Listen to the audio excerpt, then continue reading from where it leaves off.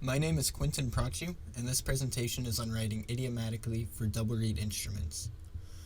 A double reed instrument is considered a woodwind instrument, and whereas all other woodwind instruments create sound with a single reed mouthpiece, a double reed instrument creates a sound with two reeds pressed together, as seen in the image. The four double reed instruments most commonly used, in order of highest sounding to lowest, are the oboe, English horn, bassoon, and contrabassoon.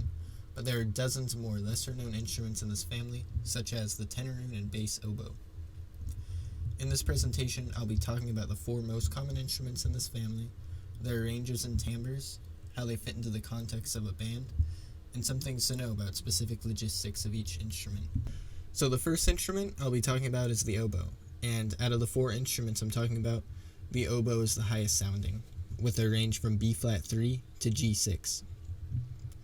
The oboe is a C instrument, so a C4 on the oboe sounds as a C4 on the piano. The tone of the oboe is described as having a penetrating sound and is more than likely going to be heard in any ensemble because the tone cuts through. Out of these four, the oboe is typically the more soloistic instrument. The lower end of the instrument, B-flat 3 to D4, is considered honky and is very hard to control, whereas anything above A5 is considered thin and pinched. So the comfortable oboe range with the most consistent timbre is D4 to G5. In score placement, the oboe is generally placed below flutes but above clarinets. Also, when writing for the oboe, keep in mind that unlike other woodwind instruments like clarinet, the oboist's embouchure wears out fast. So make sure to have some breaks for the player and don't write back-to-back long passages. Another thing to keep in mind is that oboe solos are rarely doubled and are undesirable. The next instrument I'll be talking about is the English horn, which is also known as the cor anglais in Europe. The English horn is a perfect fifth lower than the oboe, with a range from E3 to C6 concert pitch and B3 to D6 as the English horn player would read, which is almost the same as the oboe, other than the low B flat that the oboe can play, but a low B flat extension for the English horn is common. The English horn and oboe share the same fingering system. In the double reed family, the English horn is considered the tenor voice, whereas the oboe is considered the soprano voice.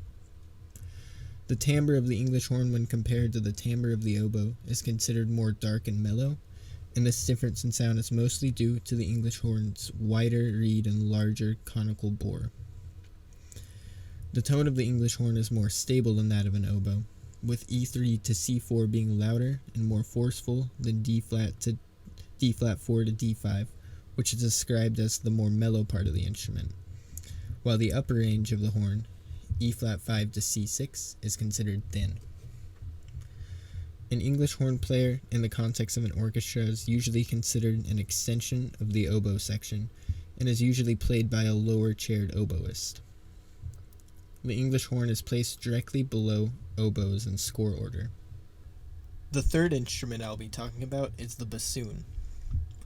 The bassoon is a C instrument with a range from B-flat 1 to F5, and in some cases even G5, but this extreme higher end of the instrument can only be achieved by more skilled players.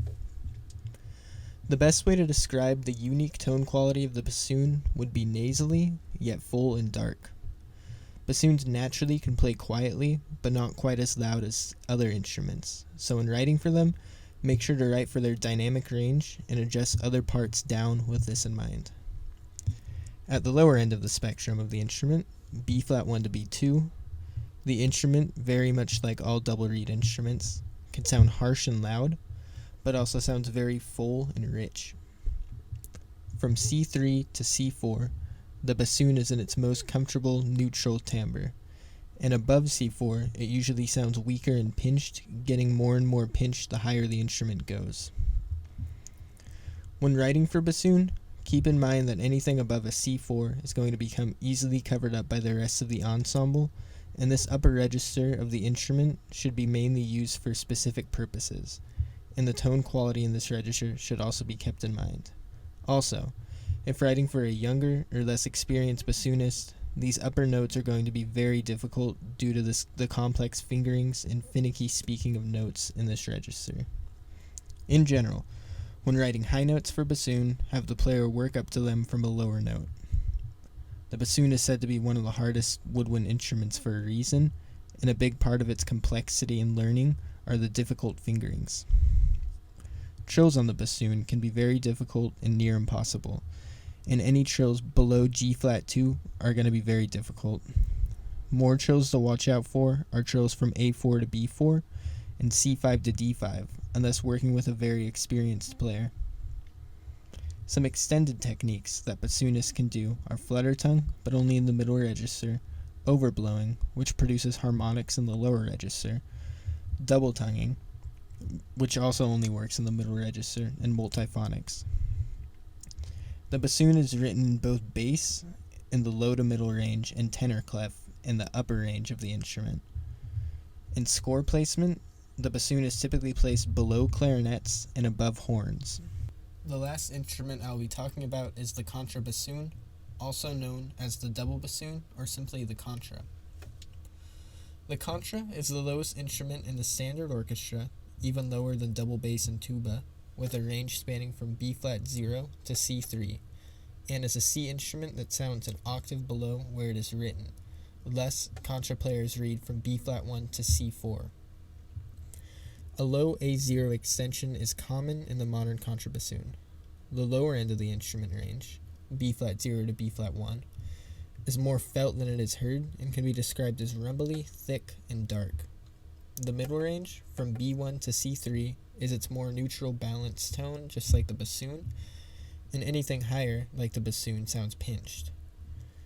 The contra is typically used for the lower half of its range from C3 to A0, so keep in mind when writing for this instrument that it will make most sense as a bass, non-soloistic voice, but obviously can be used as a soloistic voice if that is the composer's intent. It's just uncommon.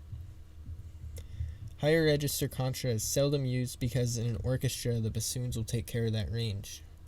The contrabassoon and bassoon have similar key mappings in the lower register but are different in the higher registers, especially above the register change.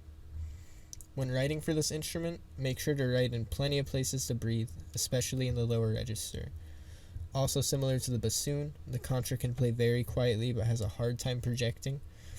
In the orchestra, a lower chair bassoonist will usually double the contrabassoon, and there is usually only one. In score placement, the contrabassoon is placed below the bassoon. Lastly, here are some final key takeaways for writing for double reed instruments.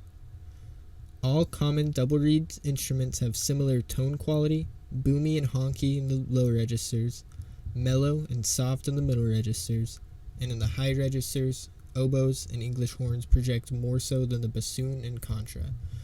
But when writing in the extreme high ranges for all these instruments, keep in mind that the tone will thin out and begin to sound pinched. Besides oboe and in some cases English horn, these instruments will have a hard time being heard individually, but are extremely good at blending, and are usually used to create layers of rich sound. So make sure when writing for any double reed instrument to take special care in natural inclinations of tone. Keep in mind that these instruments are harder and more taxing on the individual player, so make sure not to overwrite a double reed player because their embouchure will soar, especially on the higher and lower ends of the instrument spectrum, and the ranges of the instruments too. All of these instruments, especially the bassoon, have an outstanding range and are very versatile if written for correctly. Thank you for watching. I hope you enjoyed.